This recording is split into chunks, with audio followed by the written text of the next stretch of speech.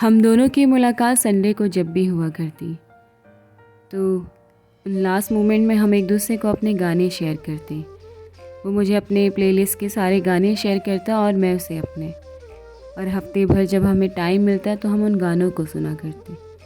वो महज गाने नहीं हुआ करते थे, वो हम दोनों की फीलिंग जो समझने के लिए एक दूसरे दूर होकर एक ज़रिया हुआ करता।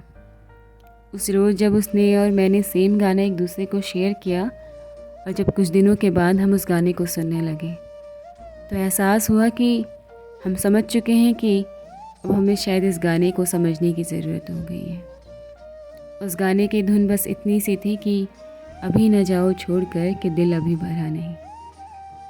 वो जाते जाते जब एक दूसरे को हम ये गाने की लाइन गुनगुनाते हुए अपने अपने रास्ते की ओर बढ़ने लगी तो उसने कहा, आज तुम मेरा फेवरेट गाना सुनना। तो मैंने कहा, मेरी कोशिश तो हमेशा तुम्हारी पसंदीदा चीज़ों को अपने साथ लेकर चलने की होती है। तो वो मुस्कुरा कर कहने लगा, तुम्हारे ये बोलने और समझाने का तरीका ही हमेशा मुझे तुम्हें अपने से दूर नहीं करने दिया करता। और हंसते मुस्कुराते हम अपने अपने रास्तों पे चल पड़े।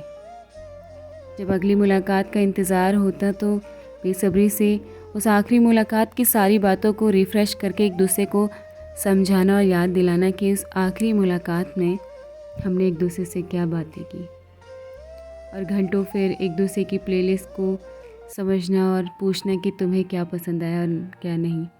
और शायद ही हमने एक दूसरे की प्लेलिस्ट को कभी नज़रअंदाज किया होगा। उसकी और मेरी बातें एक दूसरे को समझने की इतनी प्यारी थी कि हमें कभी किसी चीज़ को सवाल करने का मन नहीं हुआ करता।